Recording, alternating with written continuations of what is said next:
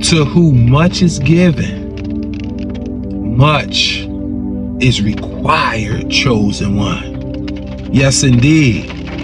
Whoever gets the most have to do the most, chosen one. It's fixed. It's a natural part of life, right? So here's the thing, chosen one. Don't get frustrated. Don't get discouraged when you see you doing more than other people, because you don't get frustrated and you don't get discouraged when you have more ability and when you have more access than other people. You have to understand, chosen one, that to whom much is given, much is required. And when I'm learning new depths to this scripture, right? What God is showing me in and throughout my life over the years is this: to whom much is given, much is required. But the part they leave out is in every aspect of your life. This is what people lose sight of. This is what people get frustrated and angry because they feel like God is punishing them. But no, to whom much is given, much is required in each and every aspect of your life. Case in point,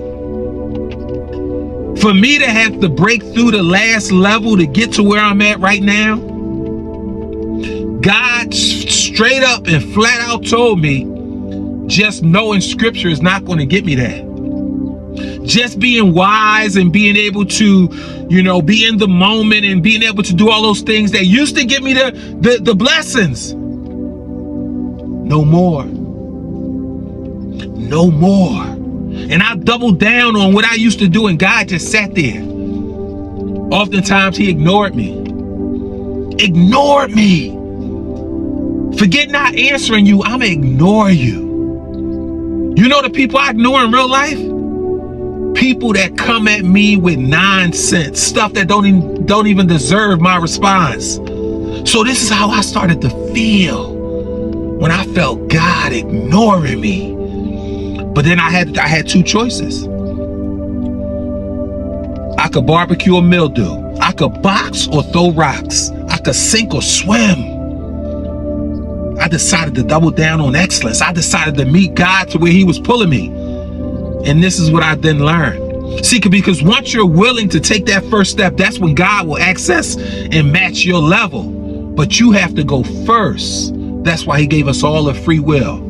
Once I decided to raise up and not make excuses, not put my tail between my legs, but to explore and do more and rise up to where God wanted me to be, that's when I realized it was higher levels to this chosen life, to this spiritual awakening life, this higher levels.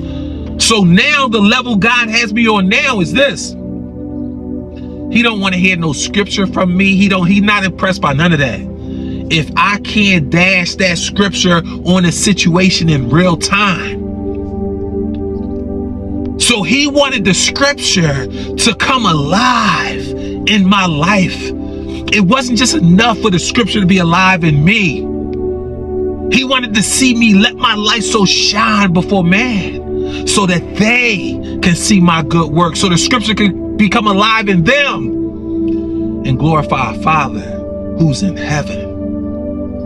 See, that's why you can't question God, because God sees all the angles. You're just seeing the angle that's attached to your life and maybe those close to you. God sees all the angles. And most often when he's asking you to do something, when he's challenging you to do something to level up, it's never just for you.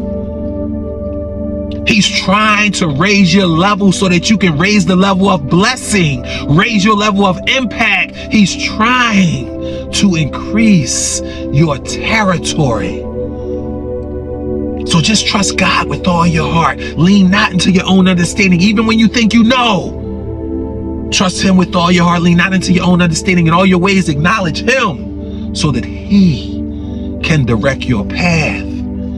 That's what he does when he's challenged you for more. That to whom much is given, much is required. God is just trying to get you in the right place at the right time with the right people doing the right things so he can increase your territory, direct your path, and be a bigger blessing to more people. Regardless of what it look like or feel like, you got to believe that life is always happening for you, not to you.